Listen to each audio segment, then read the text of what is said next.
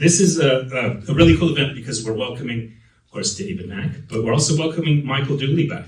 Michael Dooley is a graphic designer, author, editor, and a professor at Art Center College of Design. He created the course Design History of Comics and Animation. And I used to do pop-ups at the finales of Michael's classes, and it was so great. He had everyone in the world coming through these classes. And so this is like a resurrection and a repeat and a tribute to that amazing, amazing class. Born again, you might say. Yes, born again. Ooh, yes, I missed that. That's a good one.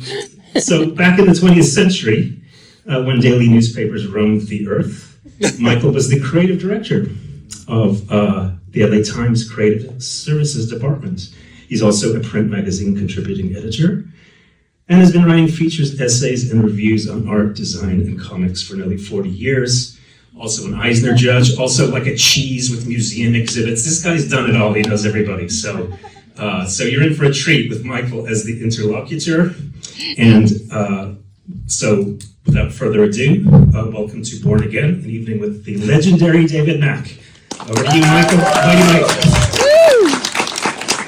Okay, we should mention when Mark was talking about coming to see him about stuff, he is extremely knowledgeable about all things comics, and he pretty much knew what to bring to share at the end of the class. And with the books, it turns out you do have some David Mack books, but the ones that you had ordered, they're en route. Out front, we've got some books, works of David's. There's a Labyrinth collection with some art in, and we've got a beautiful Little Nemo collection with a David Mack strip in it. It's all out front, you can see. We have the art of David Mack with Marvel is on the way.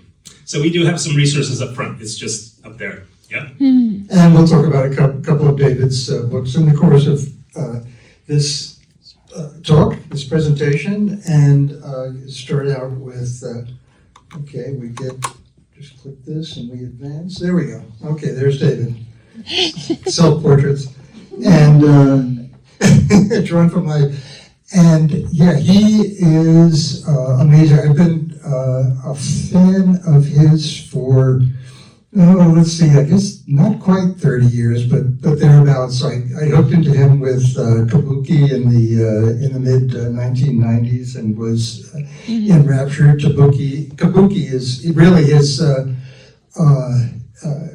one of the things that he's acclaimed for, and of course Daredevil we'll be talking about. All right, now we got Daredevil, the comic, and the TV show.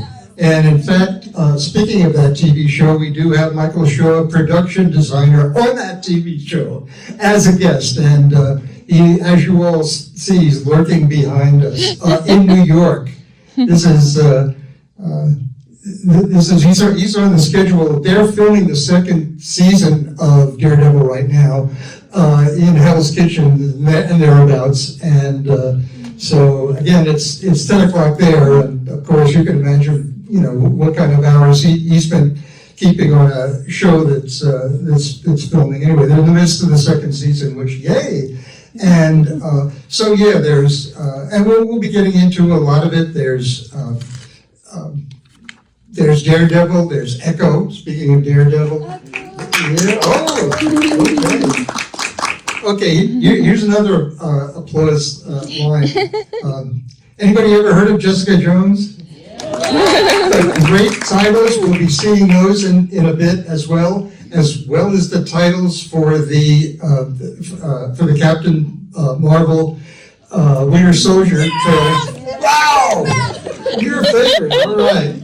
And and we've got we got plenty of behind the scenes photos of things David and Michael have been doing on set.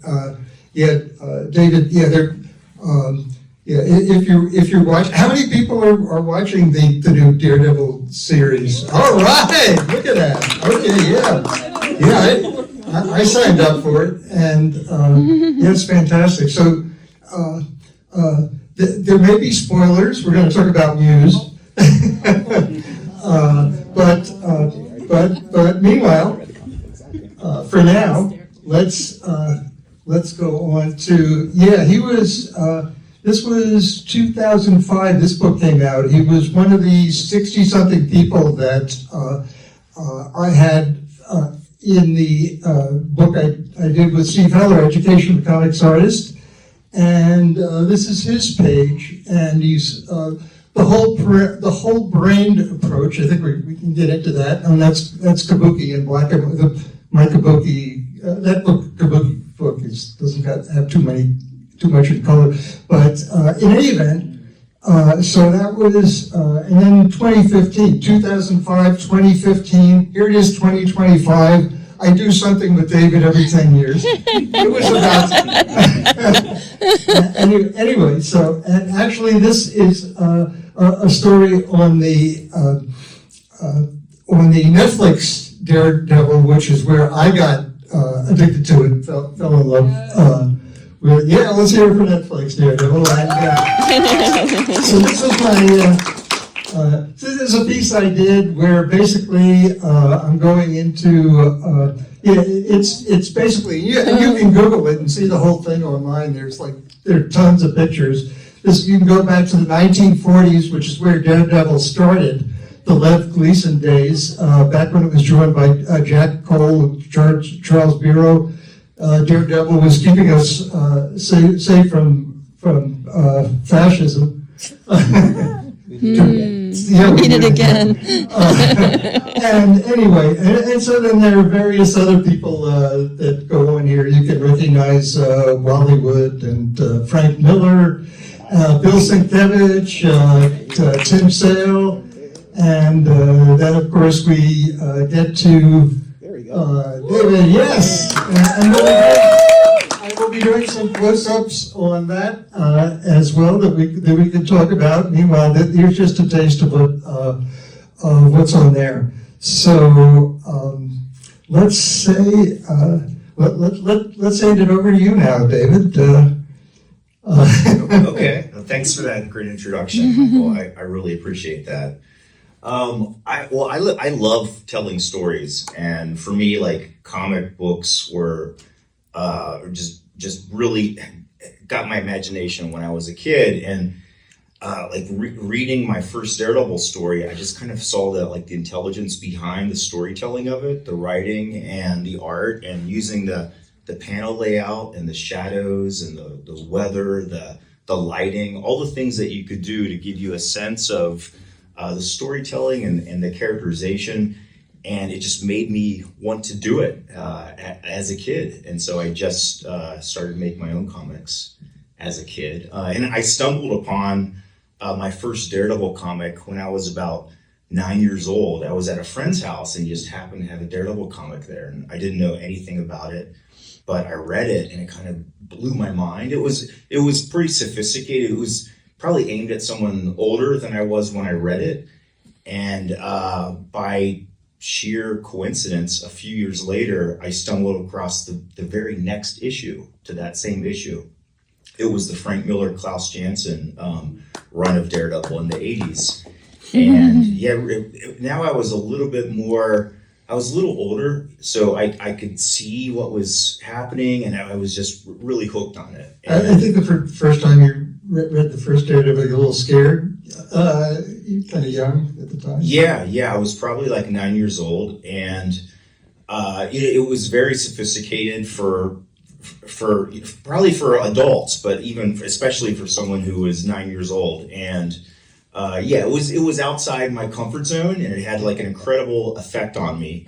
And a couple years later, I had matured a little bit more that I was able to handle it. But even looking at it when I was so young at such a formative age, it still kind of marked me in some way or set me on this path.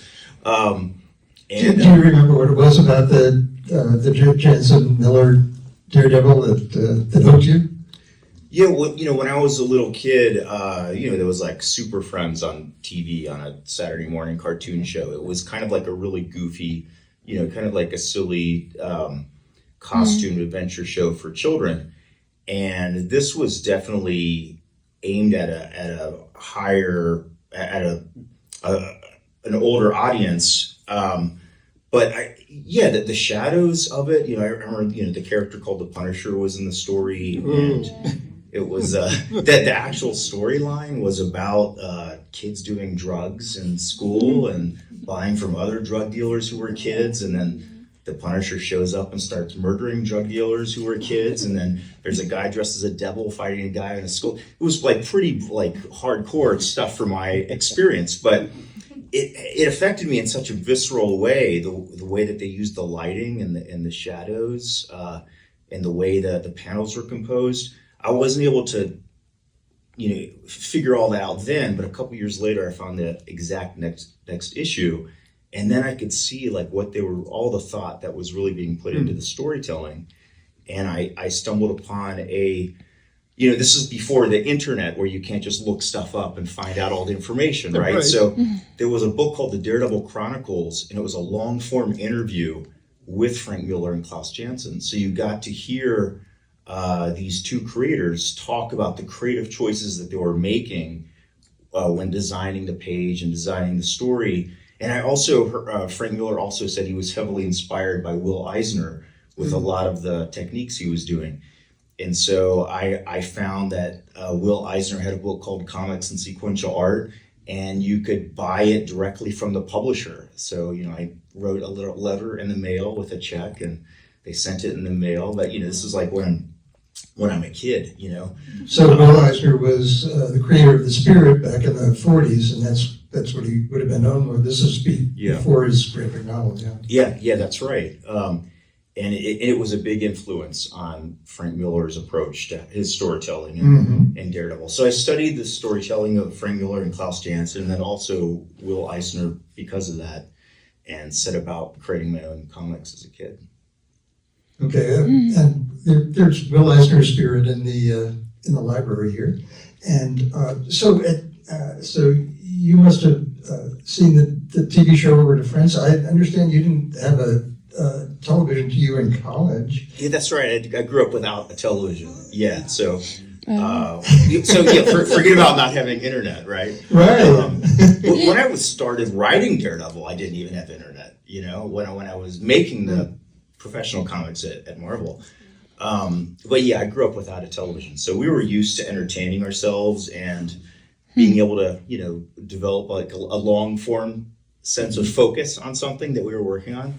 So I was always making stuff, but occasionally if I was at a friend's house and, everyone else had TV, I would be fascinated by, what was on TV. And I think because I wasn't used to it or took it for granted, that I would like really extra appreciate, a good TV show or something. Like it would be extra formative to me.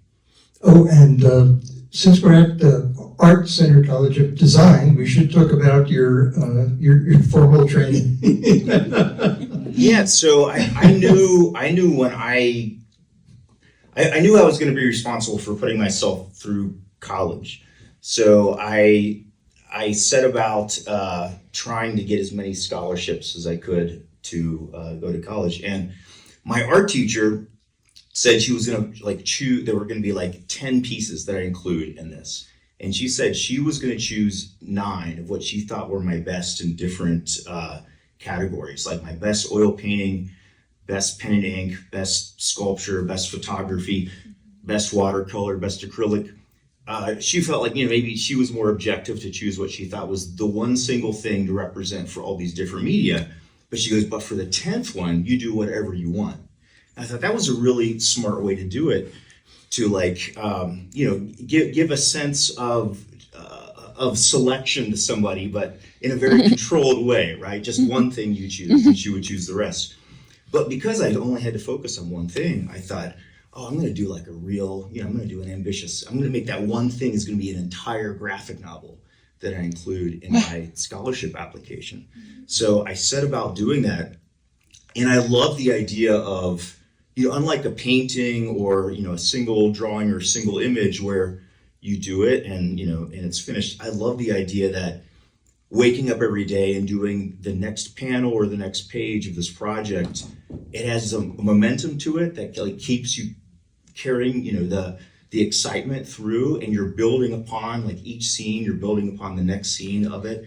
I really like that experience. And I also felt that even though I love doing all those other media, I found that the comic book medium was a media that integrated or could integrate all the other mediums as well.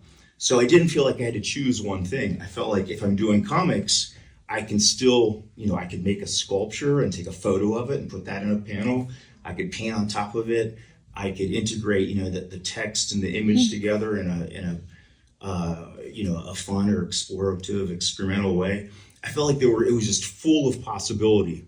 So I like that one category became like the category that like could really be my laboratory for experimenting, and the playground for everything inside the storytelling. So I did get some scholarships for that, and I wanted to go to the School of Visual Arts in New York City, where Klaus Janson was teaching and Will Eisner was teaching, and they had a comics and sequential art classes. But I got certain partial scholarships to some New York schools, and it's still I was 17 when I graduated, and I was going to be responsible for figuring all that out. But I got a full scholarship to a college, but that college didn't have any classes or you couldn't major in doing comics, and I knew that's what I was going to do. But you could. So what I chose there for my BFA was graphic design, because it was taught as an integration of text and image, and I felt like that's what comics are. And if I learn how the designers are teaching that integration, I can apply it and integrate it into my own work. And a BFA in graphic design entailed taking all the fine arts classes, sculpture, painting, everything, and all the design classes. So it was a pretty robust. So I did that, and I got a minor in literature, and I just continued making my own comics the entire time that I was at college. Right, making as in writing and illustrating, which the minor in literature helped there, right? Yeah, in fact, that very first Kabuki series, I turned that in for my senior thesis in literature. And so I turned in a published, collected, book of all the Kabuki books for my senior thesis. So I was publishing that while I was in college. Okay, and we'll be seeing that. And we'll also be getting to Michael and the Daredevil TV series. But first we'll talk comics for a bit. And say starting out with your Daredevil work, you've done plenty of them, and this was a 4-issue series that I found fascinating from the standpoint of I can't recall the year, but the kind of cover that you were doing there was just this one alone. Your premiere was pretty revolutionary in its time with the collage. Yeah. Oh, thanks. This issue number 16 is actually Brian Michael Bendis's first Daredevil story. Right. So it was that Kabuki series, the writing on that series, that got me the offer to start writing Daredevil. So I actually began my work at Marvel and Daredevil as a writer on Daredevil, with Joe Quesada doing the work. And the backstory of these covers and Bendis doing it is, like I said, this was before we had email or scanning. I started writing the first Daredevil series in 98. It was published in 99, the first one I did. And Joe Quesada was the artist. And he said, this is a really good, he really liked the story and he was drawing it. And he said, oh, you know what, you do art too. Why don't you do covers also? And I literally tried to talk him out of it. I said, nobody at Marvel wants to see my artwork. Now I'm really happy writing this, but you get to draw it in a way that the Marvel, fans they're gonna like your art. They already like your art in Daredevil. So you do the covers. And I'm so grateful for him. He insisted that I do the cover for the first one he goes, well, you do the entirety of the cover of your very first issue. And he goes, on the other ones, if you want, we'll collaborate on them. So I was like, yeah, let's do that. And so the very first one, I'm really grateful. I did entirely myself. And the others, I would do a drawing, like a layout. And then based on that layout, Joe Quesada would pencil it. And then Jimmy Palmiotti would ink it. And then they would FedEx it, the original, to me. And then I would paint directly on it, in hope not to ruin it, right? And then I would put it in a FedEx, this before we were scanning things and sending in emails. I would put it in a FedEx box and then send it back, hope it doesn't get lost or destroyed. And Brian Bendis and I had been best friends since like 1993. In fact, when I met Bendis, he was trying to make a living as an artist. He got me a job as his inker for a while. We worked as a penciler and inker team. And I had just written Kabuki at the time. And again, I was searching for like the real artist to draw it. And at one point, Bendis was going to be the artist on so I have like early 1993 Brian Bendis Kabuki art from when he was originally going to do Kabuki. But he had a crime series called Torso that he was writing and drawing himself. So when I met him, he was writing and drawing and doing all these crime comics. And so inside the FedEx box, with the cover, I stuffed his black and white crime comics in the FedEx box. And then Joe Quesada was like, okay, I got the cover, but what are all these indie black and white books in it? I said, oh, that's my best friend, Brian Michael Bendis. He goes, I don't really like his art for Marvel. Because at the time, Joe Quesada was the artist drawing Daredevil and I was writing it. But in the process of that, he had become the editor-in-chief of Marvel. And so the books were getting later and he couldn't keep drawing Daredevil. So he goes, I don't like his artwork. And I go, well, read it. Maybe you'll like the story. And he goes, I do like his writing. And so basically I had written, I was writing Daredevil, but then I took a job as the artist on Daredevil just to get my friend Bendis a job as the writing. So this was where we first started working together. That was like his first Daredevil work. So we got to work together on it. We'd been friends for years, but now we finally got to do a project worthy of our friendship, that actually paid us and, was getting published with good production. Nice. And but again, the approach is unique. I mean, there were other people doing kind of similar experimentation going on. There was Bill Sienkiewicz and Dave McKean that were revolutionary in their time, and I think you were pretty much continuing that spirit. I mean, here's another example. There's the part 3 of 4 for the covers we were just looking at. Wake Up, and this is something that I was trying to imagine what the typical reader of Daredevil, who was kind of used to the 9-battle grid or whatever, would do when they come across this sort of thing. Did you get any feedback in that regard, or here's another here's another couple of pages that sample the collage work. Yeah, this is all from that Wake Up series that we saw the covers up to.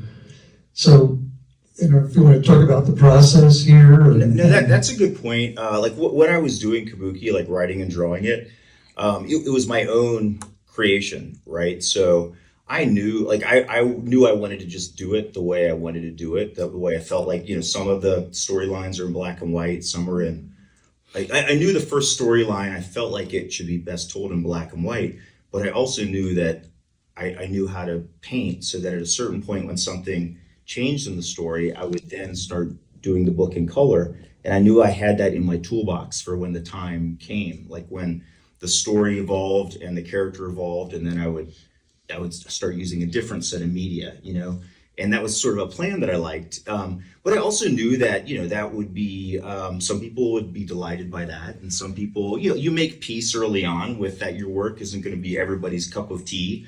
And that's okay, so, and especially because it was my story and my project, I think it was really good that I got to just kind of develop in my own vacuum for a while, because I think a lot of people, when they try to do published work, especially comics, if they're trying to get work, say at Marvel or DC, they perceive that there's a preconception of a house style, or I think they self-impose. How to draw comics the Marvel way. What a concept. I think they think that they have to do it a certain way, and that's what the editors want. And maybe sometimes that's true. But even if the editors don't tell you to do that, I think people start to self-censor or self-adapt into a template that isn't necessarily what they would normally do. And I think it was really good for me to develop in my own playground of my own book for a while, so that when I was invited to write Daredevil and then later contribute art as well, they knew that I was, here's what you've seen me do already. So be prepared for that, right? So they knew I wasn't going to try to make it look like everybody else at Marvel. And I had also already made my peace with the fact that if some people don't like that, it doesn't bother me if they don't like, if I'm not their favorite artist or something, that's not going to bother me. I just want to do what is the right thing for the story. Yeah, and from what I understand, there wasn't a lot of pushback or heavy-handedness on Marvel's part, where they say, "What do you look at this thing you've got? How many media are you using here?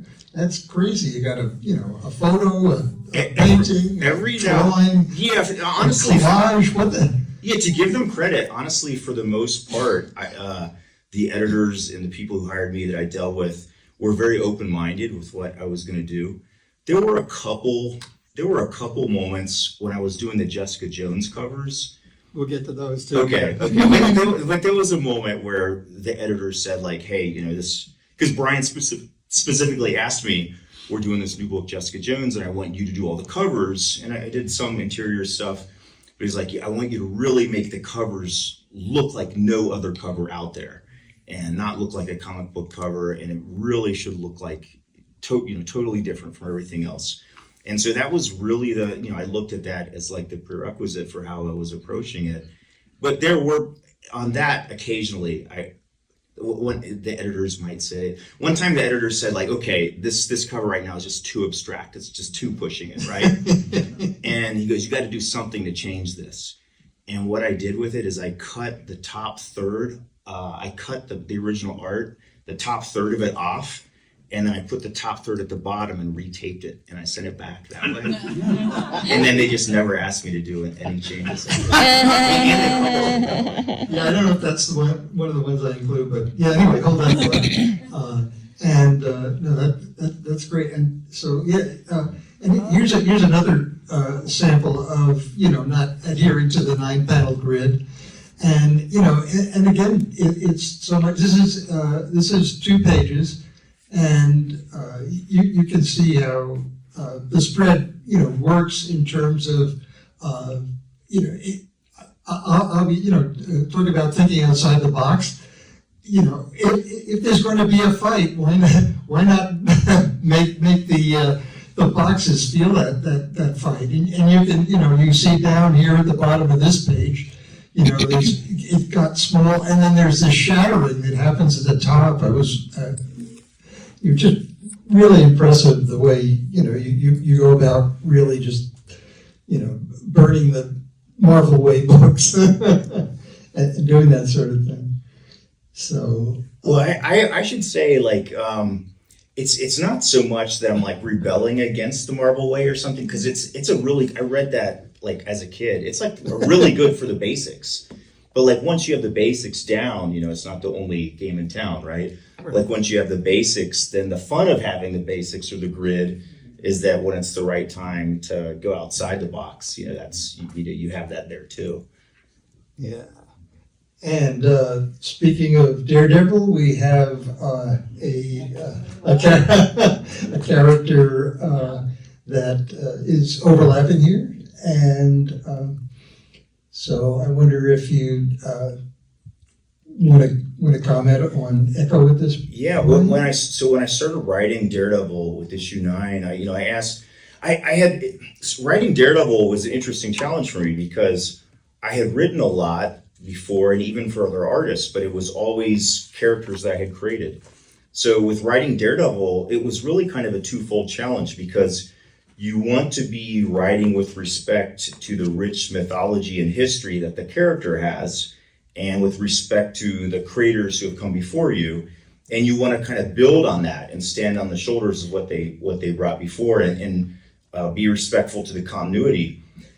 But you also want to be bringing something new to it. Otherwise, why are you doing it, right?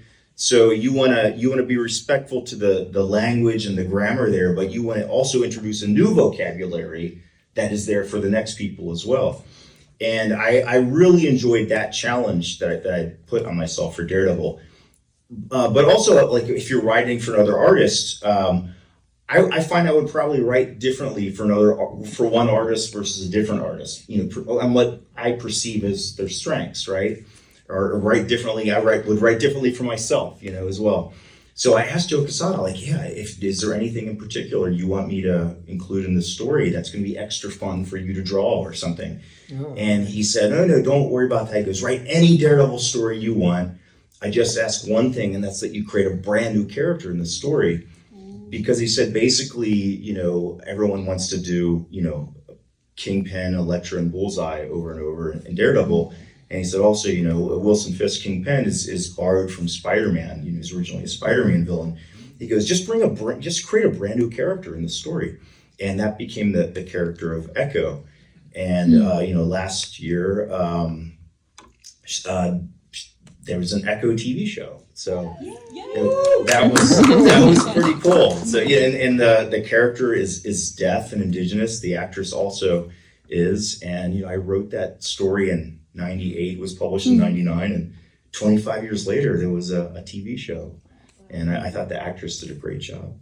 Yeah, and I wonder, you studied the Bible at one point. I was just thinking, looking at that cover, just maybe want to ask about your biblical training.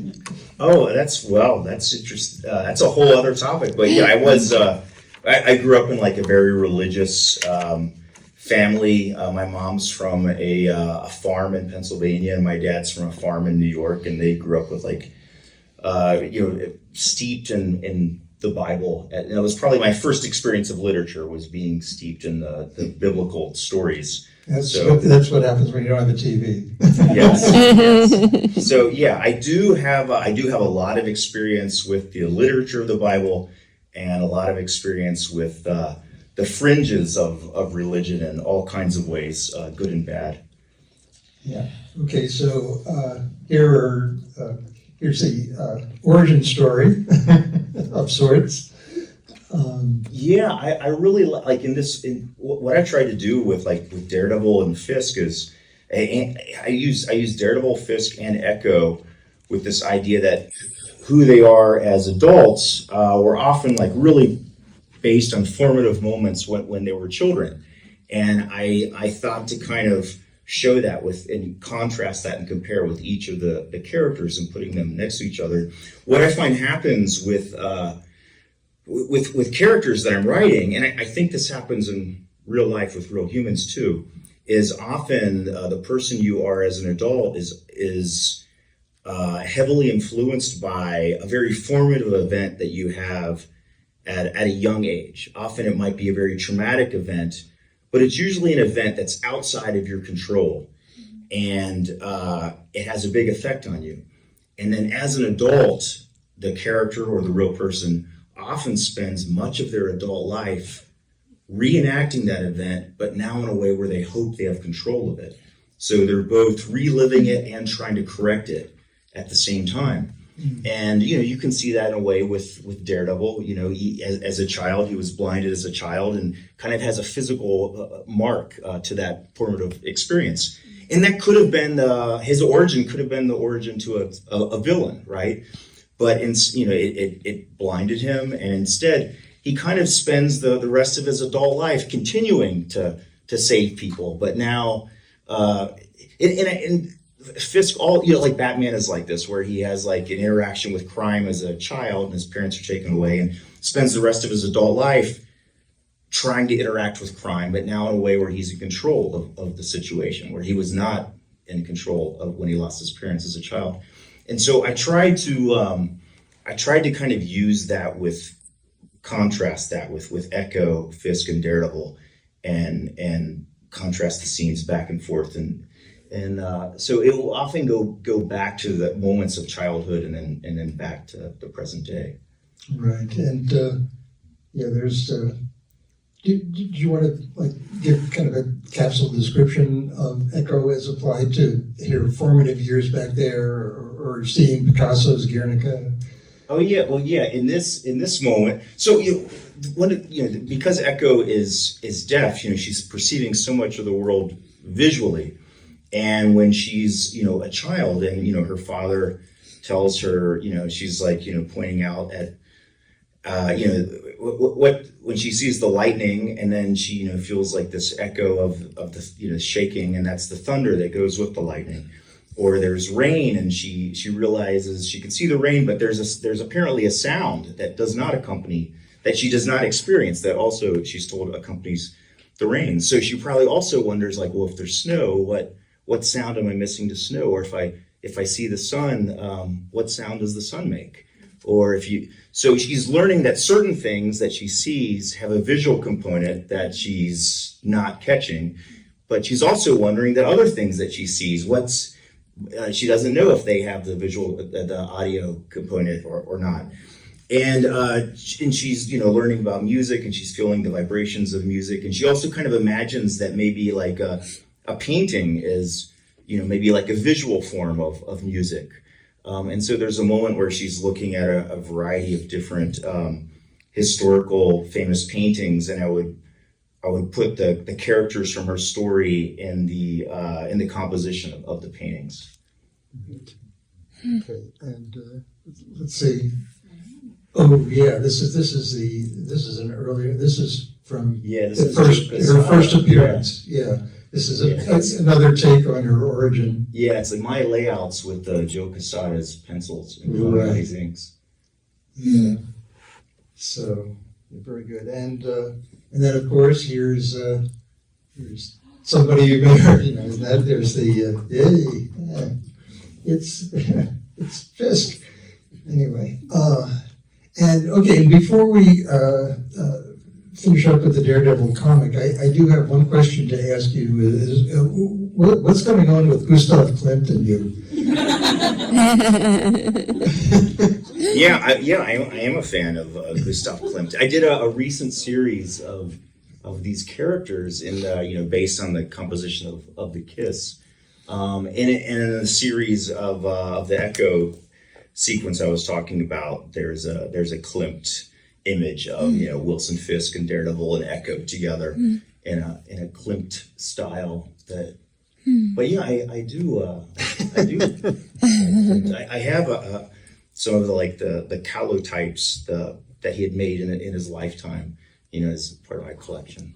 Yeah, and that's one of the things, because you didn't wind up taking a strict say graphic design course, that what you did take included various other general courses, but also fine art. A lot of emphasis in fine art, which you can see appearing in your work quite a lot. And okay, so now we go back in time to, let's see, I'm trying pressing that again. Here we go. Okay, to Kabuki. Yeah,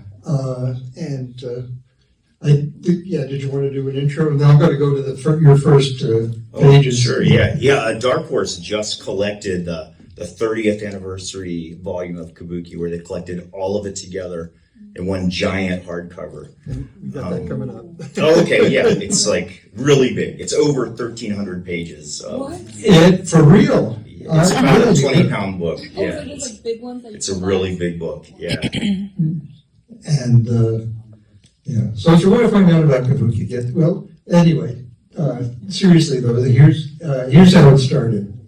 This is the first couple of pages of the first Kabuki. So this is you back in college. Yeah, that's right. Yeah, I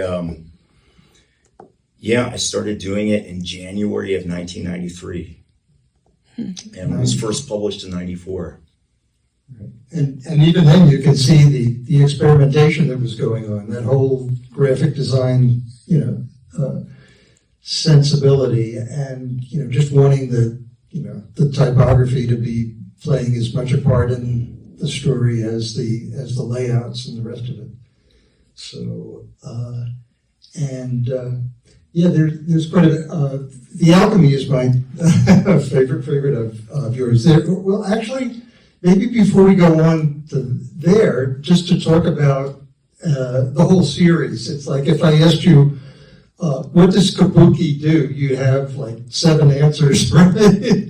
Yeah, I mean, the simplest way to describe the book is, you could describe it as like a crime story set in Japan, but there's also an aspect. I also wanted to tell the story through the lens of like the Japanese ghost story.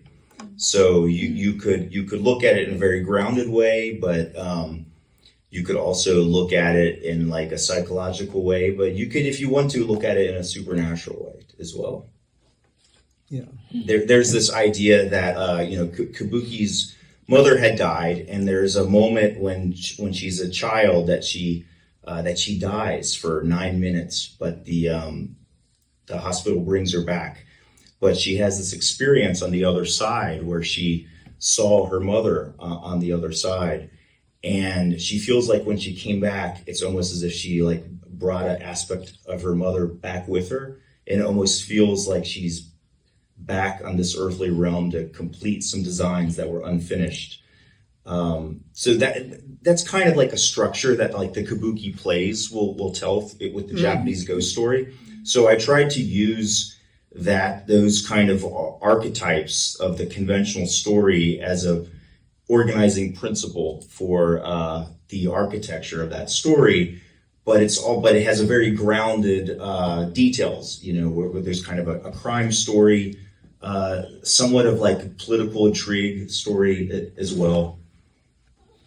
Yeah, and it was okay to ask you this, but you dedicated kabuki to your mother?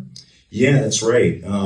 So my mother died when I was in college, when I was pretty young. Yeah. So yeah, like the me now can look back at like all those early books I was doing when I was in college, and I can see a lot in like Kabuki's childhood. I can see a lot of stuff I'm working out of my own childhood in the story. I'm dealing with a lot of things, but when I was doing it, I wasn't necessarily conscious of all of that at the time. It was just kind of my work has always been kind of my place to create something, but in the process of that, you're kind of figuring stuff out, even if it's subconscious, even if like you don't figure all that out ahead of time. And one of the reasons I wanted to do this comic is I was a big fan of like autobiographical comics when I was younger. I liked the Harvey Picar's American Splendor, sure, where he's just talking about how he like loses his keys or all the details from his life and his relationships, or Ivan Brunetti's Schizo, where he would just be hopelessly honest about details he should not have been putting in his comic, and embarrassingly so. And his character would talk about his wife, and his character would talk about the employees that he works with or his boss, and the next issue would find out that his boss and employees had read that comic and he's now fired. And his wife had read the comic and they're now divorced. And he would, but it was fascinating to read it, right? And something else that happened. I was on a panel with Brunetti and moderating the panel, and I was showing slides of that early work. And he was embarrassed. He was like putting his head on the table, saying, "Oh my God, don't show these things." But yeah, he's blessed with this gift of blindly able to just put all of that into the story, right? At probably a fairly young age. When I had started college when I was 17, and I looked like I was like 14. So I was pretty immature in a lot of ways, but was really focused on making my books. And I was inspired by autobiographical comics, but I didn't feel unself-conscious enough to do that at that age. I also just didn't feel fully formed enough as a person, as a human, to be objective enough to do that. And so I thought, well, also, if I do it, I'm gonna feel self-conscious. And if I make it a different character, but tell personal stories through that character, I'm gonna maybe fall into the trap of idealizing the character. And so I thought, well, with Kabuki, also, I don't want people looking at it and just thinking they're seeing me. I want to create something that people can look at and see themselves, right? Mm-hmm. So I thought, well, if I make the, I'll use that. I was, like you said, I had to take all the main general studies requirements. I took 2 years of Japanese when I was in college because I had a Japanese friend in my drawing and writing class, and learned a lot of Japanese literature and details from him. So I thought, I'm going to kind of use that Japanese mythology as the structure for the story. And if I tell the story based in a different part of the world and the main character is a different gender, I can tell personal stories, but I can tell it through this other character, and people aren't going to look at it and think it's an idealized version of me. Hopefully it'll be universal enough that they can see themselves in the story. And that was kind of what Kabuki was for me at the time. And you didn't even realize I was probably working out all kinds of other therapeutic issues in it.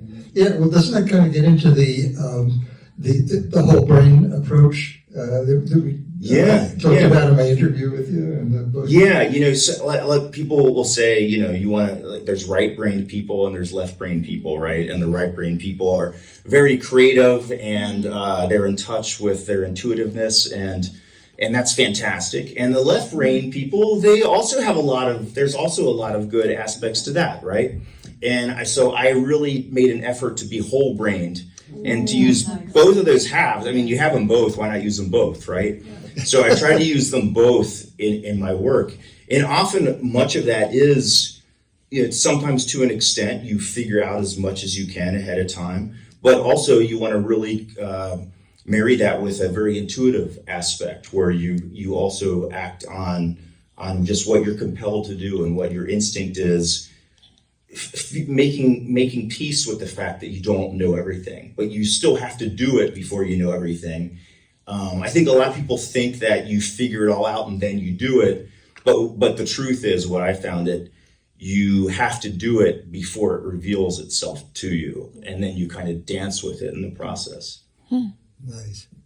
Okay, so just to go through, I'll go through about say 7 of these spreads. I just took the spreads because they work best on the screen. And if you have any comments you'd like to make on them. Yeah, here's another moment where I kind of mentioned where a character will go back to their child self.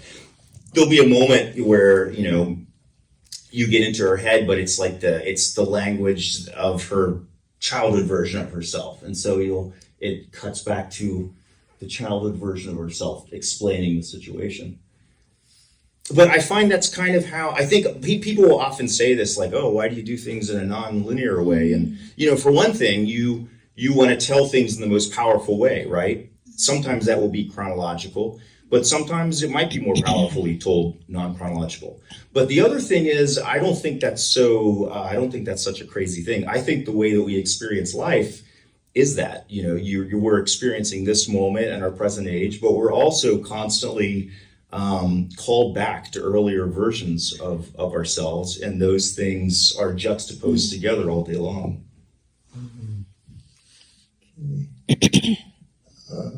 Here's something. Speaking of her art, her influence of art, sculpture, paintings. And different techniques, even throwing photography into the mix. Oh, a diagram. Isn't that wonderful? Yeah, there's sometimes where I would use graph paper and draw things as a schematic. there's one issue here where kind of the blueprint of every page is sort of it'll show that the exterior of a house at the beginning, and as you turn it, it'll keep showing the format of the house, but it'll show the inside floors of the house, and I'll use all those floors as panels, but then it'll kind of like everything will be kind of schematics and diagrams of the house, but still finding a way to use it as panels and tell the story. Right, information graphics, and that guy on the wing up top looks familiar, doesn't he? He did at the time, yeah. And what about the circular panels there, the action figures, the anime? Yeah. That's part of it. Yeah, that's right. There, like in the story, there's a TV show in the story of the TV version of some of the characters, and so sometimes I'll like that's what they're watching on the TV, and I'll put that version in the panel to juxtapose it with the rest. Some more diagrammatic sections, and it's just you're having such fun with it. It's like when I was reading it, I couldn't help but feel, the pleasure. Oh, this is a little Nemo-ish cartoon. Yeah, at this point, like the character at the top there is a character named MC Square, who at this time was a roommate of Kabuki. They were both living in this house, each focused on figuring out their own work. And she was in the process of building a 0-point energy machine. And Kabuki at this point had a part-time job. It was at No Land, so it's not like Disneyland, but it's sort of like Disneyland, but she had to wear like a costume. And she also had another part-time thing where she was in hospice. But sometimes it was because she had to do them both, she would show up at the hospice place still wearing her No Land animal outfit. And so she's having a conversation with a very elderly woman in hospice. And they're discussing their near-death experiences together. Yeah, there's that typewritten slip upper left with the cat weighing it down. Yeah, and throughout this, where it says "Dear Akemi," there's a format of letter writing. There's this character called Akemi who was first introduced before she was ever physically introduced. She was just introduced by her words and these little notes that she would send Akemi, and they kind of continued that process by sending each other letters. So some of the information will be given through each of them sending letters to the other. And just another amazing. I mean, graphic design, so smart. That's the schematic of the house. It's previously you've seen in this issue, you've seen the schematic of the house and the rooms being used as panels, and it's continuing to happen. But you could see the title of her book. She's also creating MC Square is writing a book about her 0-point energy machines and her Revolution of Physics book 1. And so the house turns into a book as well and opens up. And then she's talking about, this is the metaphorical version of her train of thought. And she's discussing that anytime she wants to have an amazing breakthrough idea, she just does something very simple. She just thinks like Einstein, which might sound complicated, but she explains that what Einstein did good is that he broke the rules. And rules aren't bad things. Rules are like train tracks. That's why I have the train tracks there. With a train track, you get on a point A and you will go to point B, your destination. That's what a track does. That's what rules do. Rules will tell you if you follow these details, it will take you from this place and you'll end up in this place.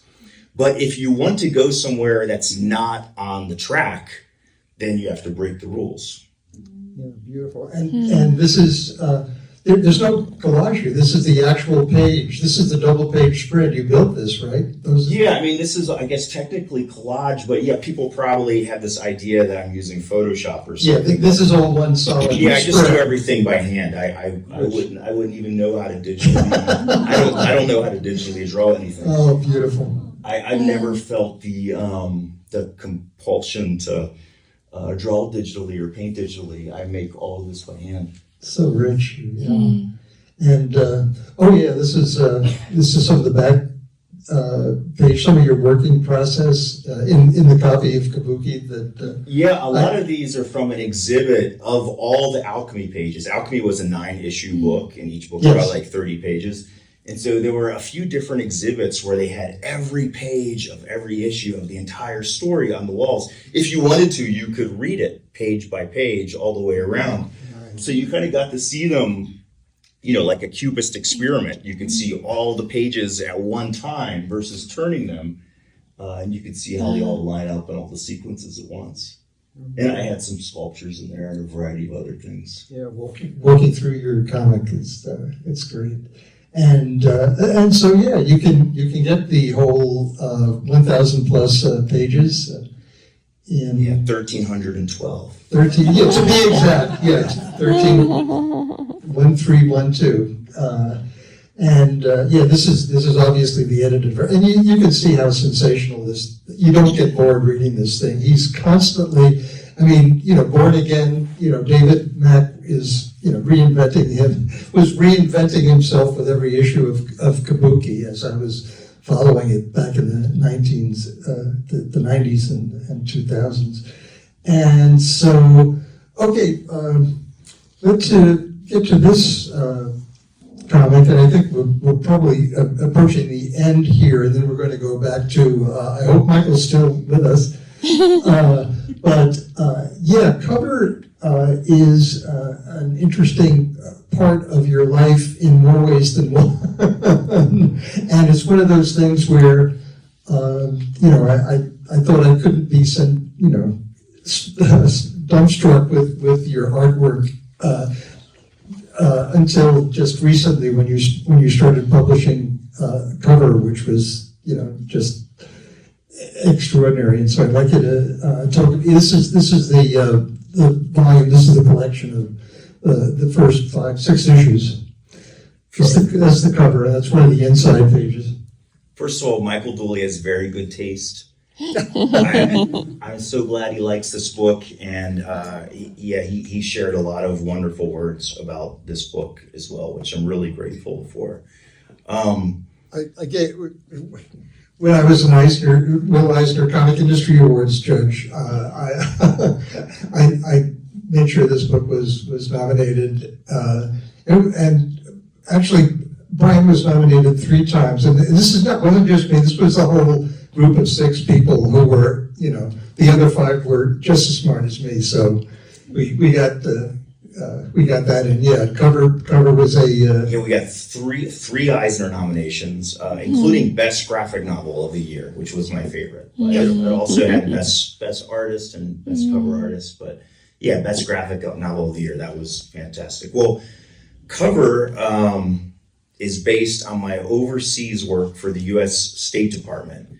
So for the last few administrations, I had been overseas in North Africa, former Soviet areas, Asia, did a variety of things, worked with the embassies all over the place, taught in refugee camps, prisons, UNHCR camps. I taught at the School for the Deaf in Africa, Asia, and Europe. It's probably a whole other discussion. At some point, maybe at the end of this, we'll do like a Q&A. So if you have, I hope so, yeah. If there's anything you want to ask about this book or any other book in detail, or your world travels as well. Yeah, there was. If you want to talk about my experiences like in North Africa or former Soviet areas or anything, we can talk about that. But there was another. This is a creator-owned series that Brian Bendis and I did together. And we met in 1993. We became best friends, and we started working together on many, many things. And then we went to Marvel, we worked together on Daredevil, Jessica Jones, a lot of other things. So we had worked together for a long time, and we'd always talked about doing a creator-owned project. And in fact, we were working on an idea of another creator-owned project. And I was involved in an event in Libya that I was telling Brian about, which involved different warring militia. It's a whole story. I don't want to sidetrack things, but I was telling Brian about this situation, And he goes, wow, that other thing we're working on, let's do that later. Let's not do that. Let's the thing you're talking about, let's do that book. And I was like, what are you talking about? We can't do that book. I was like, maybe someday in the future I'll write a book, a nonfiction book of my memoirs or something. It'll be that. He was like, no, we'll change some names, we'll, change a few things and we'll make this work. But I was very hesitant about it because I felt like it would be very easy to get the wrong tone, and I don't want to make light of any details. And I felt like just somehow it magically worked out that I think we found the right tone. And the best parts of what I like about how Brian writes and what I was able to contribute to this, I felt like came together in a really wonderful way. And I'm really happy with this project we were able to do together. And these are some of the interiors. Yeah, so some of the interior, again, spreads. Just, again, a sampling of how, he continues to reinvent himself, born again, if you will. And so, yeah, part of the character involves going to the Angoulême Festival. Actually, there's a little bit of meta in there with the comics connection. I don't know if you want to talk about that. Yeah, I mean, in theory, the main character is called Mack's Field, which, people who are familiar with my work or Kabuki or other things probably would see that as a parallel with myself. And there's a character in the story that kind of parallels. I see as a parallel to Bendis in the story. Okay. And there's there's some books within the book. So there's some comic creators in the book that are each making their own book and discussing their creative approach and issues. And so there's that. So it's kind of like a love letter to the creation of comics and writing and drawing comics and the creative discussion between creators about that. In the midst of this other story that has, bigger, larger world connotations. Yeah, I definitely like the meta aspect, talking about the creativity. And you also did a children's book inside of a Kabuki. Yeah. It was kind of a Dr. Seuss-ish. Yeah, there's a children's book I did called The Shy Creatures, and in the Kabuki story, there was one issue where I thought, here's the main Kabuki, the surface story of Kabuki, but the interior of it, I wanted to contrast by her remembering as a child reading a children's book. And I will create the details and characters in this children's book in somewhat of a whimsical way, but you could see it contrasting and giving you it will suggest a different lens of how you might view the surface story as well. Mm-hmm. And a publisher saw the children's book inside and just wanted to make that as its own children's book. So it's called The Shy Creatures, and they published it on it. So it's like an artifact of the book that is in the real world, and was my first children's book.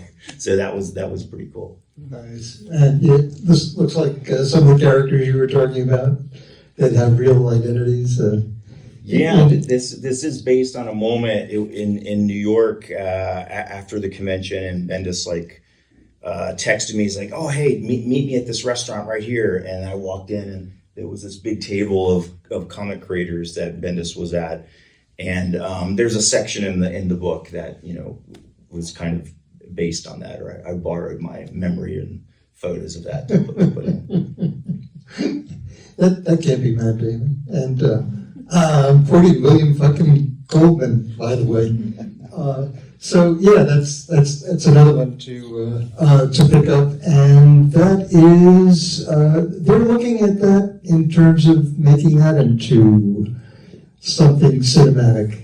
Yeah, Brian Bendis and I we did a deal for that to be turned into a TV show, and we had also did a separate deal where Brian did a deal to write it, and I had done a deal to direct it. Although, a lot of ups and downs have happened since then. So hopefully we'll have some news about it later this year. Right, and I know there's been talk of a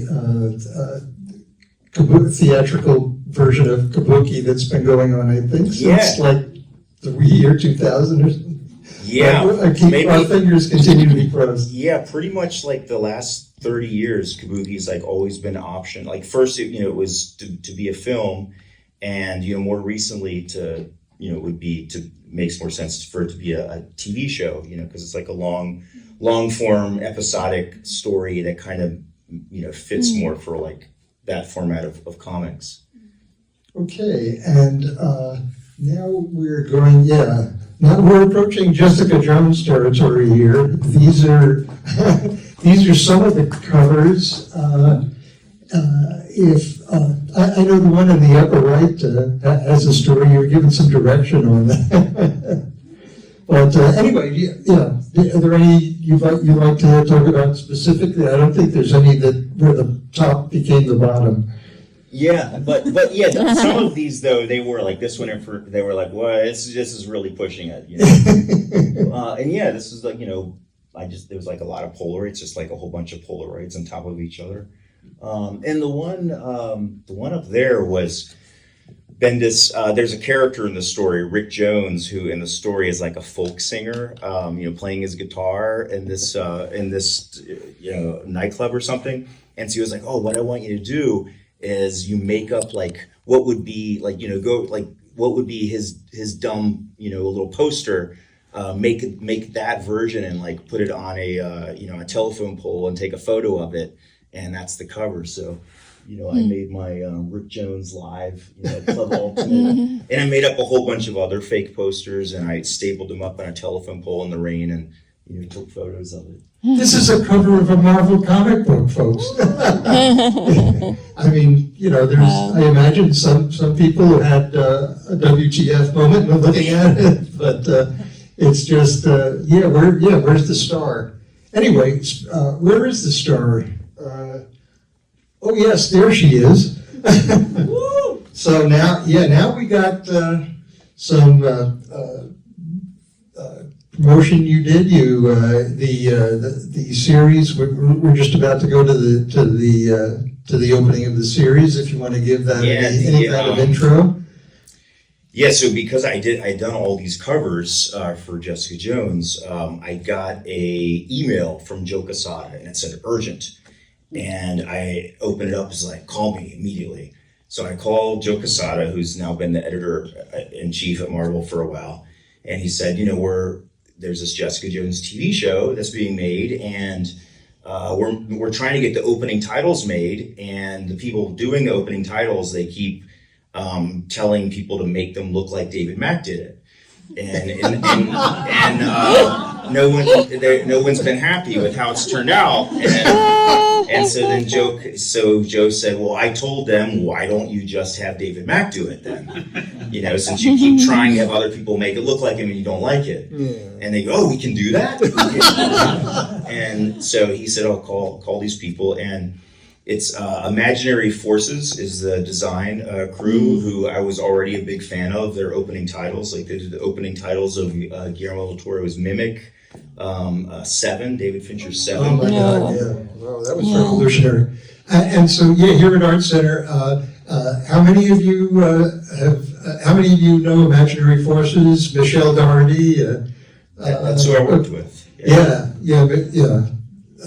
Michelle, sorry, she wanted to come. She couldn't make it tonight, but Imaginary Forces. The one credit line that I usually tell people is Mad Men titles. They did those titles that lasted 10 years. Anyway, so now they did that. Yeah. Honored to be able to work with them, with Michelle. Yeah, and it was all super secret, right? So I had to do it do a lot of work at Imaginary Forces. In one of their rooms, they had it curtained off, and no one's allowed to come in and stuff. And so I was in there working, and it was cool because they were little artifacts from the opening, of Seven and Mimic, in one of the rooms and stuff, which I was already a fan of. So magically we were nominated for an Emmy for these opening titles. So got to go to the Emmys with Michelle, and beautiful. Yeah, it was incredible, for this weird book from that we had done 20 years ago, at Marvel called, from starring Jessica Jones. And here it is.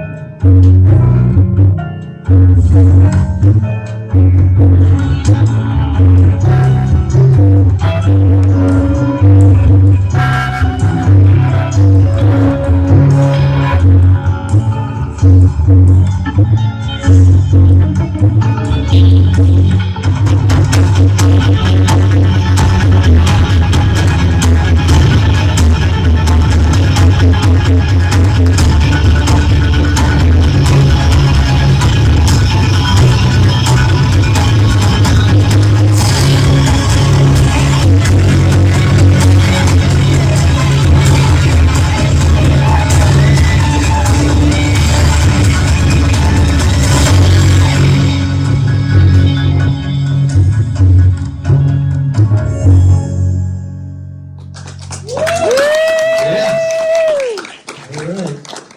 So, yeah, keep some questions in mind there. And, yeah, there we go. There's Kristen and David. And Oh, yeah, in the second season, there was an artist on the show. So he did a painting of, so all the art that artist did for the show, I did for him. And now we're coming up to a movie title. And yeah, you want to intro this, or we just? So yeah, I did a talk at a design conference in Barcelona called OffFest, and I got to meet with a variety of other designers and so on. I guess I tell you this because people probably think I got to work on this because I had worked with Marvel Publishing, but in fact I was working on this without Marvel Publishing even knowing I was working on it, because I had met one of the people I had met was a designer named Erin Swarovski, and she runs a design group in Chicago called Swarovski, and she called me. I was just about to catch like a flight out of the country, and I think it was like Thanksgiving Day, and she called me and said she had heard that the Russo brothers were going to do a movie for Marvel, which they hadn't done ever before, and it was going to be Captain America: The Winter Soldier. And she had worked with them on Community. I think did like titles for Community for them. So because she knew them, she said like, "Hey, is there, can I give you a pitch for my opening titles?" They're like, "Oh no, we already have that worked out." And she's like, "Well, can I at least just send you an idea?" They're like, "No, we got it worked out." And they're like, "Okay, just send us your idea, but we're probably not going to use it." So she called me up and she said, she has like a big design team. So she's like, they're going to send like 5 different pitches. But she's like, "Hey, I remember, you from Barcelona, and I know that you actually know comics and stuff. So if you want to do a pitch as well, send it to me and I'll include your pitch with the 5 others from her studio." And then she said, if they do end up choosing your pitch, we'll work on it together. And I was like, "Oh, okay, great. When do they need this?" And they're like, "Well, like immediately, And so I got on this like 12-hour plane ride, and then I was on the plane ride just doing drawings the whole time. And then and where I was on the beat, I was just inking everything. So I would ink all these images by hand and just take like photos with my phone and send to her when I could get Wi-Fi. Whoa. And then she was like, "Okay, so, they actually like the one you sent, and it looks like it's down between that one and this other one." And Talk about doing something on the fly.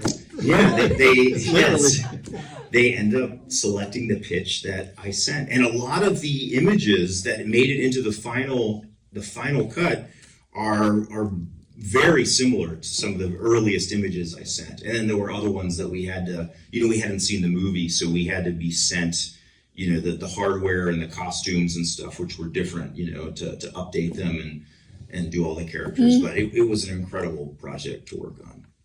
And here it is.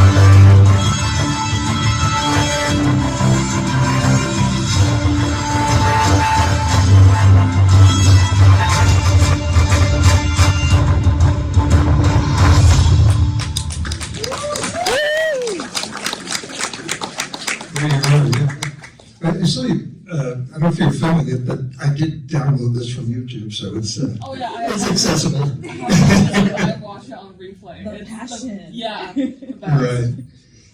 Anyway, so, there's that. I don't know if I guess, I guess one quick question.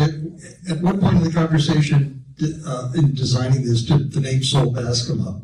Yeah, early on, my images were primarily inspired by two Saul Bass and also Jim Steranko, who was involved in like Captain America and Nick Fury, and was kind of a mentor to me very early on in my career, like back in the mid '90s. I met him in 1995. He came to my table and said like, "Oh, people are telling me this book you do, Kabuki, that I would like it, so I'm here and give me this book, Kabuki," And then he gave me his. I was a kid, and he gave me this. I was like 20 years old, but he gave me his business card, and he was like, "Yeah, call me anytime you want to talk, but just only call after midnight." And so, again, this is before the internet, right? This is like 95. So I would be working all night, and I had like a little headset phone, and I would call him, or he would call me, and we would talk just in the middle of the night for out till like 5 a.m, like while we're both working. And at that age, just someone like even an adult, but especially like someone whose work you respect, just taking your work seriously or giving their feedback to it, that goes a long way. And he would always end the conversation by like, "David, if there's anything I could ever do to help you, just let me know." And I was like, you know what? You keep saying that. I'm putting my Kabuki books being collected. Would you write the introduction for it? So he wrote the introduction for my first collection, and then he kept saying it. And so I moved to Image Comics in 1997 with Kabuki, and I asked him to do a variant cover for it. So Steranko did a painted Kabuki cover as well. And this is a guy who doesn't. He's probably only done like 12 comic books in his life, but he's made like an entire career and legacy off, Nick Fury, Agent of S.H.I.E.L.D., Captain America, and a few X-Men comics. Like it's got to be like 12 or 15 comics. And he did like a few strips and some other things, here and there. He also ended up doing design for like Bram Stoker's Dracula, but most importantly, Indiana Jones and Raiders of the Lost Ark, he designed the visual concept and outfit and look. Everything entirely is for the whole look at Harrison Ford with the whip and the hat and everything is from his concept art for that film too. But comics wise, for him to do like a brand new cover, was pretty cool. Yeah, and there's so much more of your comics career you haven't even touched on, but it's. I think it's time to get to this guy, right? Okay, and maybe at this point, this would be a good time to bring in Michael, and maybe while that's happening, maybe you could introduce Michael Shaw. There he is. So I had the privilege of working with Michael Shaw on Daredevil Born Again, and I got to meet with him a few times, have dinner with him a couple times, and every time I talk to him, I feel like I'm getting smarter just hanging out with him. He took me on a tour of all of the set designs that he had orchestrated for Daredevil Born Again. So, the law offices of Matt Murdock, the rooftops, the mayor's room. It was incredible, the attention to detail and like how he approaches things, and just his sensitivity to texture and detail and material, and how it all goes to inform like the character and the worlds that they inhabit. And it was like an incredible privilege to be able to work with him on this show. Okay. Can you see what we're looking at? Michael? Yeah. Yes, I can. Okay, good. Yeah, so. And I have to say, David, I was super impressed before, but now I'm completely blown away. This whole presentation has been incredible, and we definitely need to I want to hear more about the warring militias. for sure. Over drinks or whenever. Okay, so, here we have an underground area, and I've actually got a couple of shots of this same area. Well, here's David with Charlie in that area, I believe, and there's a group, huh? That's us. That's the cover of our new album. Yeah.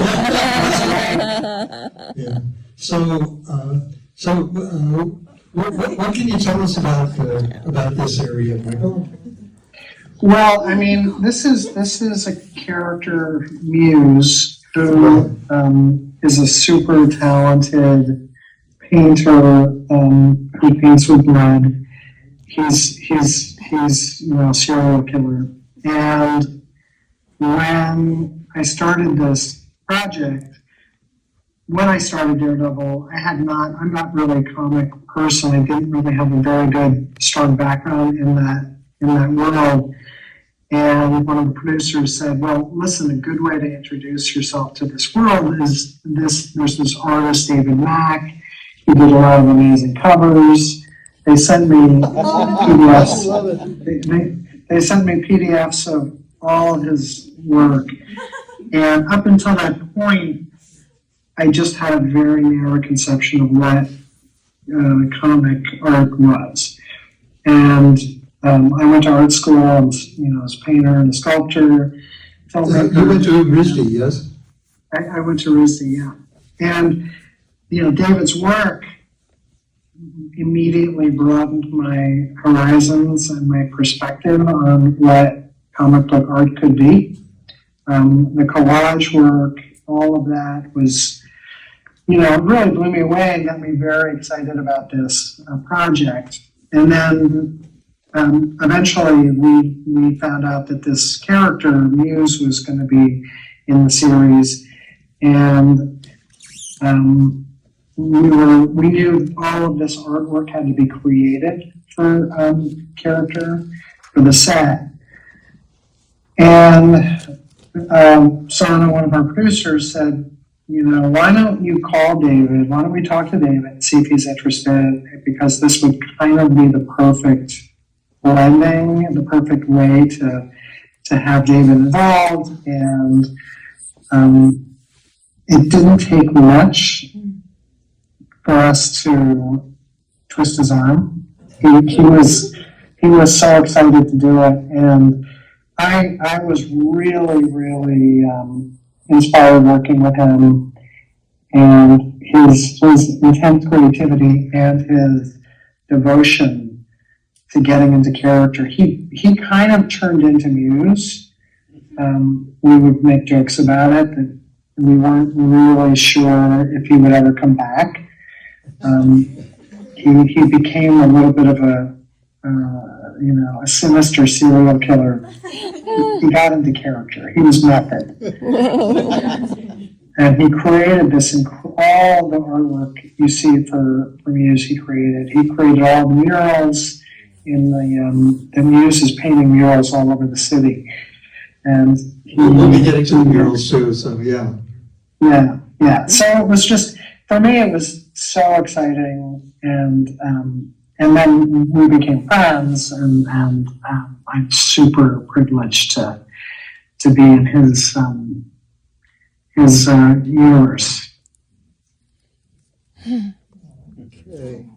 Nice. Yeah. Okay, here we have This is Murdoch and Associates, the new office, and I can tell you all kinds of things about the show, but I kind of want to hear David some more. Yeah, well, for you, it's, it's quite a challenge, basically, not only Murdoch and Associates, but also where he lives. It's like the kind of consideration a production designer has to take in imagining Yes. what kind of environment would be comfortable for him? I mean, you see the mirrors, that's Yeah. I was wondering if you could talk about the process of designing sets for environments that a blind man inhabits.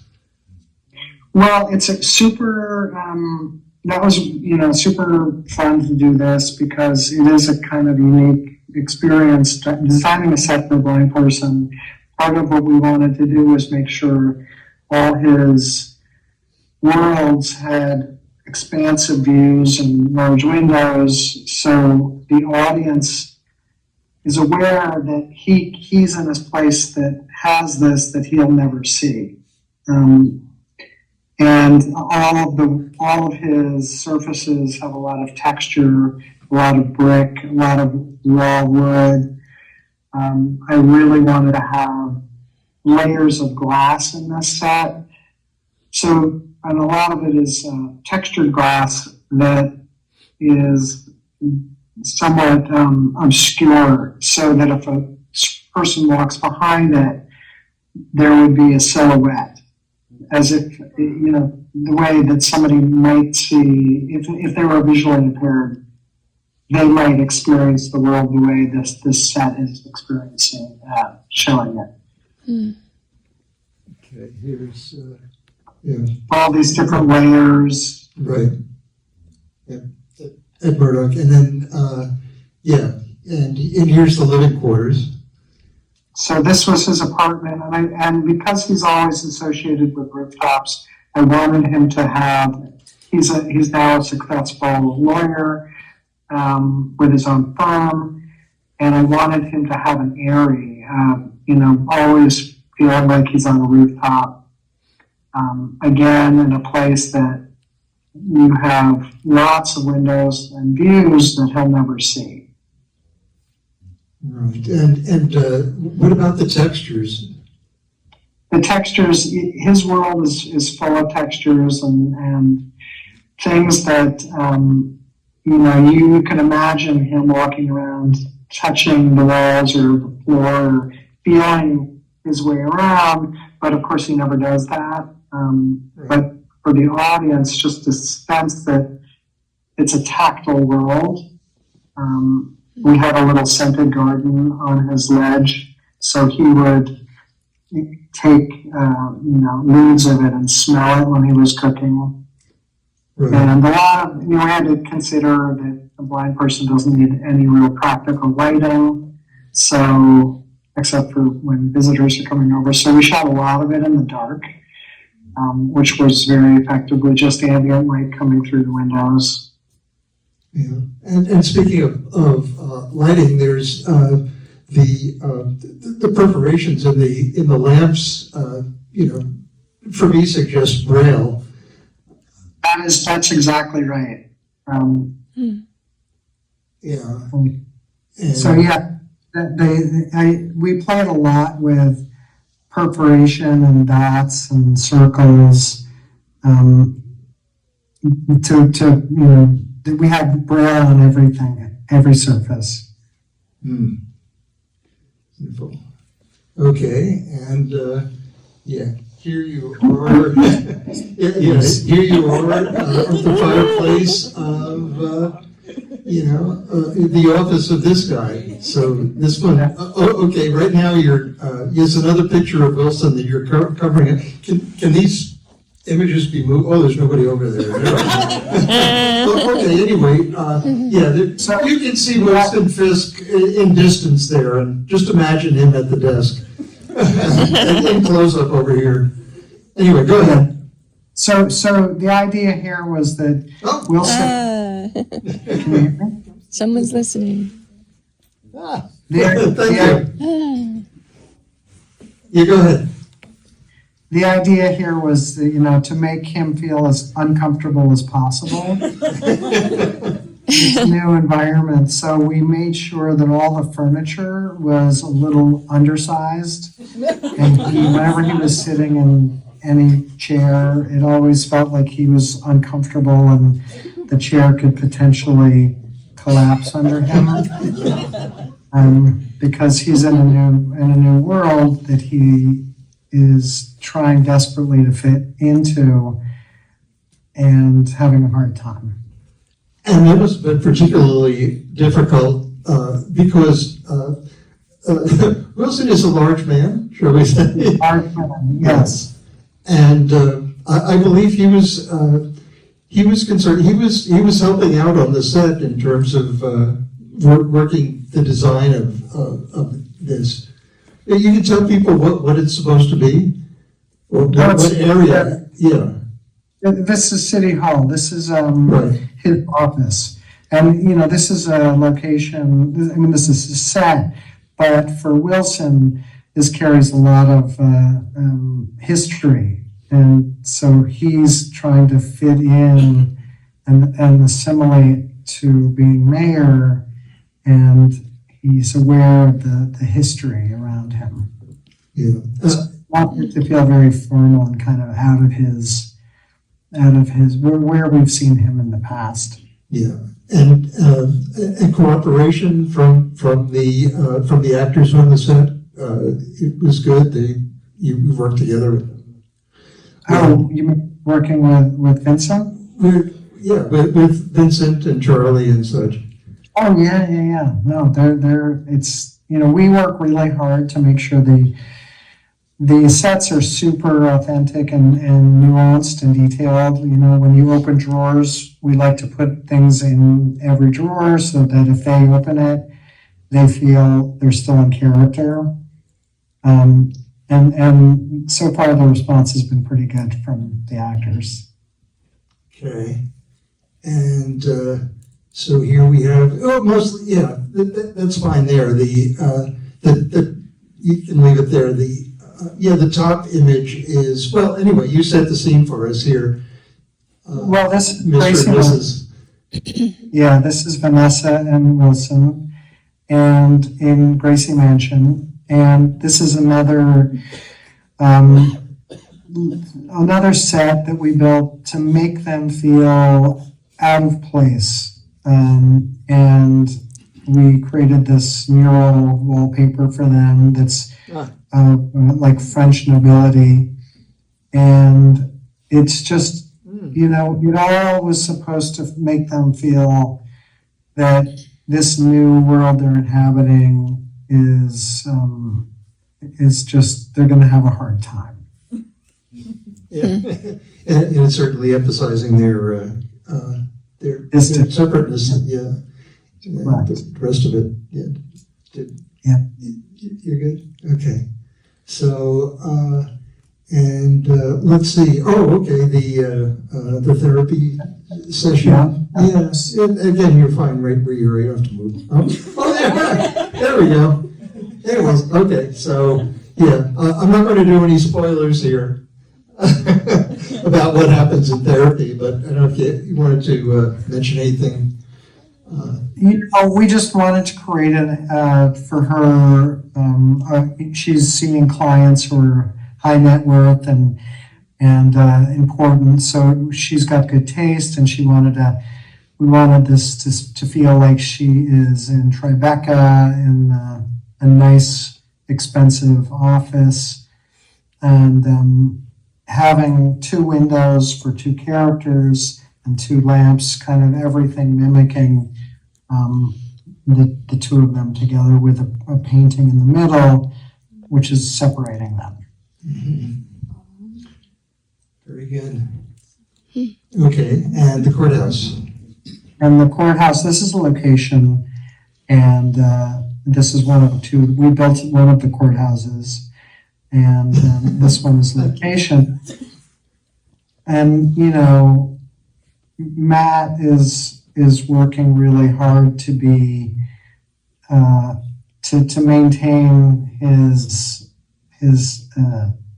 attorney self and not become Daredevil. And so we really wanted to make sure that the courtrooms felt very authentic and real. And it actually was. That is, yes. Yeah, not to make any. We did a lot to this set, but this location. Oh, okay. anything that's shown in here that you wanted to? We painted and put up murals, and we did a lot of, you know, you go into a lot of locations and no matter what it is, you end up doing things that fit for you. Like the color of this wasn't right, so we had to paint it. Yeah. Okay. All right. Oh, The Punisher. the Punisher, yes. So, yeah, so So you get this, go ahead, please. This is the set that we built, and you know, part of our theme here is that there's the above ground, the surface, which is kind of, you know, the side of all of our characters who are trying to maintain a more public persona, and then the underground, the subterranean self. And this is a set that we wanted to feel like it was in between. It wasn't subterranean and sinister, and it wasn't quite above ground. So this is a basement set for him, living in this, you know, kind of hideout. Yeah, and the windows work well to convey that sense. Yeah, and you're located in New York, and that's where you do most of your work? That's it. Yeah, this is a very New York series. We really wanted New York to be a character. Yeah, and you see a lot of exteriors that obviously you're also working on Hell's Kitchen and such. Yeah. I mean, Hell's Kitchen, we're all over the place, but we're calling a lot of things Hell's Kitchen, and Hell's Kitchen has changed quite a bit. Like our characters, everything is changing in New York. Okay, and yeah, tell me what's that behind the Punisher? That's, yeah, Dave, you want to say? Yes, I want to hear from David. Oh, are you talking about the weight set in the back? Or are you talking about the diagram? I'm talking about the diagram, then we'll get to the weight set also. Yeah, I used the Punisher's weights when I was there on this set.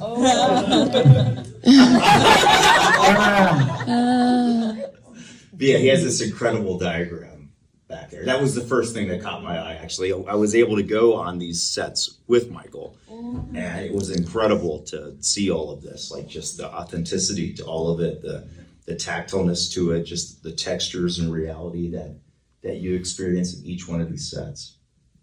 The first thing you want to do is like look at all of his notes and diagrams and see what he's figuring out on the wall. Yeah. Well, for me it was David had sent me this JPEG, and I was wondering, okay, David's showing me that he's fine. What the heck is going on? And then in putting together the slideshow, I thought, oh my God, he really is transformed into the muse. There is a psycho killer aspect to him. So, but then it just turns out it's on set. Okay. And let's see, you also sent me this. I'm not sure what set this is. I don't know if either you're ready. This is a set that we ended up we shot in it, but then they didn't use it in the series. Oh, okay. So everybody here is getting an inside view of the Daredevil that no one else has. Just to get back to the kind of setting this up for the murals. There you can see this is one of David's pieces in the back, right? Yes. Okay. And both of them, one of them is painted on the brick. We did a lot of painting, transferring a lot of his work onto the walls as if Muse is just he's painting all the time, and he's painting on the walls, he's painting on paper, he's making murals out in the world, and it worked really well. Yeah, and then I guess those Krylon up there on the shelves, for the spray. And so yeah, I can go through it. Yeah, I've got some of these murals I can go through. Any that you want to talk, I'll just keep going through. You know, if you have anything to say. Describe this process. Yeah, you're born again. And so, yeah, I got to hear about David's experience and how he warmed up for doing murals in New York, which I understand is a story. But yeah, just to give some samples of some of his handiwork here.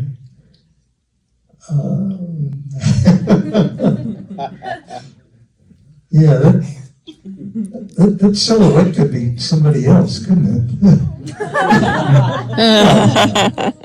You know, that's the thing about, you know, I mean, Daredevil, you know, unbelievable. It's not unbelievable for me that there's, you know, a crime fighter who's blind and can swing from buildings and hear conversations miles away. What really took me is unbelievable is when I was watching him is, wait a minute, Fisk becomes a mayor? How could somebody with felony convictions against them possibly get elected anywhere? And then I went, oh yeah, and on top of that, we have we have a criminal New York mayor in real life too, so it all works out. And yeah, so there's okay, right now there's the Muse is behind it is behind Fisk there. So but that's an actor, right? That's not you, David, or is it? I'll never tell. Oh, okay. Okay, yeah, we don't want to spoil. Oh, okay, so, yeah, so all these things were put around New York for an extended period of time. We had to be super careful. Some of these are you know, anything on a building that's really high up, we had to do with visual effects. But we painted a lot of them around, and we had to be careful because we didn't want to give anything away. So we would kind of cover them, or we would make a wall. We would make a fake wall in the stage, you know, with the painting, and then install it, shoot it, and take it away.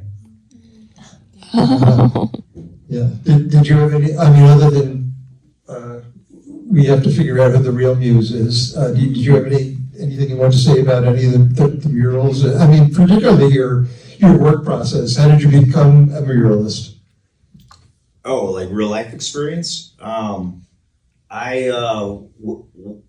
some State Department trips when I was in North Africa in the country of Tunisia, there was a street art team from Morocco named Terraza, and I got to create murals with them on buildings in North Africa. So I had some of that real life experience to pull from when I was doing this.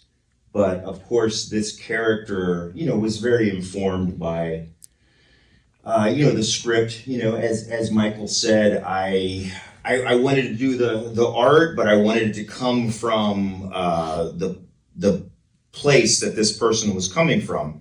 And as you saw, there's artwork in his lair, and there's also artwork that he chooses to show the city, right? So I kind of looked at it like, the art on the murals that we see is very curated, how he wants to project himself, how he wants people to see him. That's what he puts on the city. But in the lair, you get to see the stuff he's not trying to show people. You get to see the more raw images that are inside there. And, you know, I did a lot of images, but as you can see on the floor, there's also like his manifestos. There's like books and books of like his journals, his to-do lists, his grocery, you know, his grandiose ideas, his approach to reality. So there's a lot of text in the murals themselves, but there's a lot of text integrated into the art that's in his lair as well. In fact, you know, there's sketchbooks and things laying around. There's, you know, we could make like a whole book of all of like the writings and stuff that are in there as well. So Why don't you? yeah, you could see on that one where there's like a list where it has the days of the week, like Tuesday, Wednesday, Thursday, Friday. On each of those things, he has a list of all the stuff he's going to do, and it might say like, oh yeah, visit Heather Glenn and and impart wisdom to her, or pick up and extract the necessary ingredients for the paintings, or part 3 of Friday, become a legend. There's like a variety of like a list that he'll have. So I really appreciated coming from that point of view of the character and considering like what's what he wants to show the world and what's the stuff that he's just kind of working out for himself. And if you read him, I think you would find like it's not like he's a wholly he's an intelligent character. You might read some of the things and find them somewhat funny or somewhat intelligent, but it will be juxtaposed by something that would be disturbing, So I liked approaching his work that way. Okay, and this kind of wrapping up, and I was just wondering if there was any of the slides that we showed that Michael, did you want to go back to or talk about, and one way or the other, I'd like to get more of a feeling of the collaborative process between you and David to kind of wrap things up. Yeah, I mean, really, working with David was, we would say we would need, maybe 6 or 7 murals, and David would say, okay, great, I'm on it, I got it. What do you need them by? And, like a couple days, 2 days would go by, and he would have 20. The 20, different versions of all different styles and different options. And he would always say, well, it wasn't that hard. I just whipped these things up. And we were always blown away because, like, he would over-deliver constantly. And all of them were good. So we were it was an embarrassment of riches. And when he started and he did his first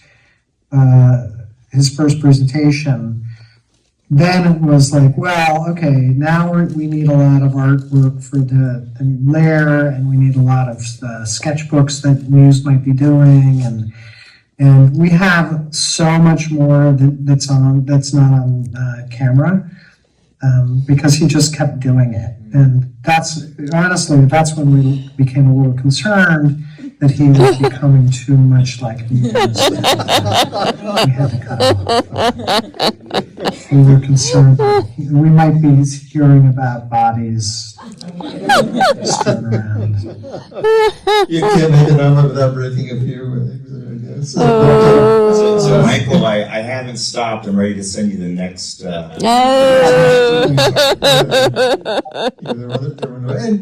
Anyway, for all this, you can see how the reason why I very much wanted to have David come speak to Art Center here, and certainly why David wanted Michael to speak here, and for that I just want to thank the both of you.